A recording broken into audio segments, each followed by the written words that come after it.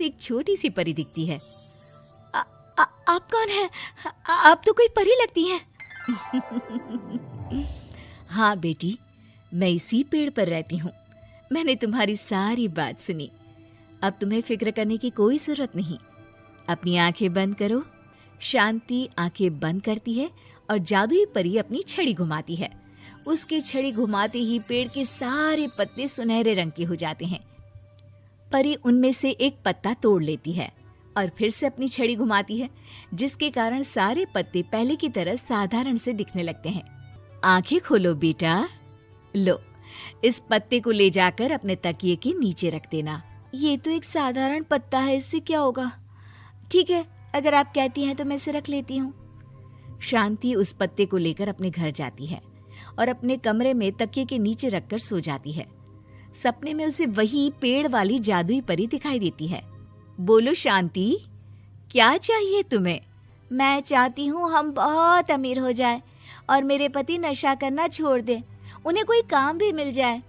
कल जब तुम सुबह नींद से जागोगी, तुम्हारी इच्छा पूरी हो गई होगी। अगली सुबह शांति नींद से जागती है। अपने आसपास का नजारा देखकर चौंक जाती है। उसके बिस्तर पर चारों तरफ सोने चांदी रखे हुए थे। हे भगवान, कहीं मैं सपना तो नहीं देख रही?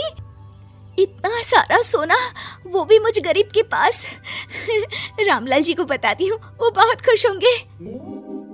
शांति जैसे ही कमरे के बाहर जाती है, वो देखती है कि रामलाल सूट बूट पहने काम के लिए बाहर जा रहा होता है।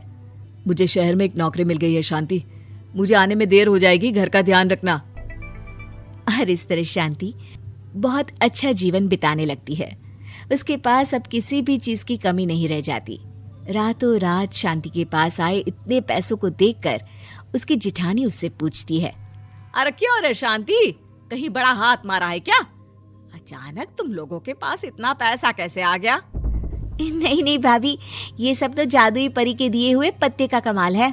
शांति जादुई पत्ते के बारे में सारी बात चंदा को बताती है, जिसे सुनकर चंदा के मन में लालच आ जाता है और वो झूठ मूठ रोते हुए उसी पेड़ के नीचे जाती है जहाँ उसकी रोने की आवाज सुनकर जादुई परी कहती है, क्या हुआ बेटा, क्यों रो रही हो? मैं बहुत गरीब हूँ, मेरे पति मुझे बहुत मारते हैं, अब मैं जीना नहीं चाहती।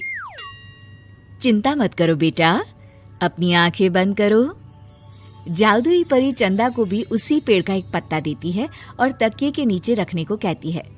चंदा उस पत्ते को लाकर अपने तकिए के नीचे रख लेती है और अगली सुबह जब उठती है तो उसके कमरे में चारों तरफ सांप बिच्छू रहते हैं। अरे बचाओ बचाओ, कोई मुझे बचाओ, ये कैसा पत्ता है जिसे लाने के बाद उस गरीब शांति के पास तो इतना सारा सोना आ गया और मेरे चारों तरफ ये सांप बिच्छू, अरे कोई बचाओ।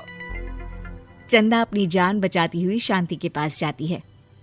चलिए भाभी, मुझे लगता है आपके घर में सांप बिच्छू को बस जादुई परी ही हटा सकती है। दोनों मिलकर जादुई परी के पास जाते हैं। ये सब तुम्हारे बुरे इरादों का नतीजा है चंदा। तुम झूठ मूठ बस पैसे के लालच के कारण यहाँ आकर रो रही थी, इसीलिए तुम्हें जादुई पत्ते ने उसकी सजा दी। अरे मुझे माफ कर दीजिए जादुई परी, मेरे मन में लालच आ गया था। अरे शांति, तुम भी मुझे माफ कर दो, मैंने तुम्हारे साथ बहुत गलत किया है, फिर भी तुम मेरी मदद के लिए आई। चंदा को अपनी गलती का एहसास हो जाता है, इसलिए जादुई परी उसके घर से सारे सांप बिच्छू को गायब कर देती है। चंदा और शांति आपस में मिलजुल कर रहने लगती हैं।